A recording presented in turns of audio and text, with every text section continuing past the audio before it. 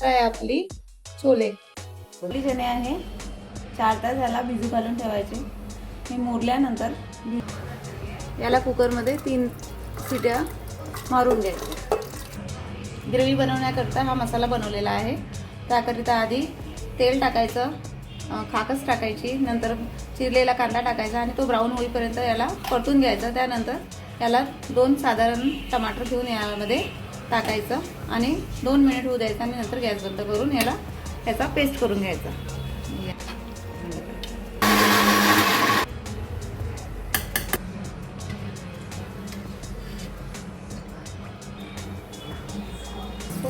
जिरं, शिजलेलं बारीक 2 टेबलस्पून आलं लसूण पेस्ट,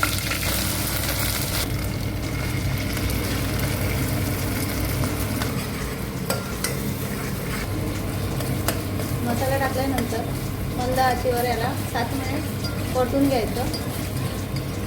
2 चमच तिखट, मीठ, छोला मसाला, खडा मसाला, काळा मसाला आणि चिमूटभर हळद. त्याला चांगलं परतून घ्यायचं आहे.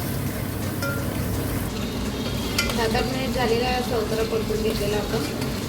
आता आपण यामध्ये बॉईल केलेले काबुली चणे टाकू.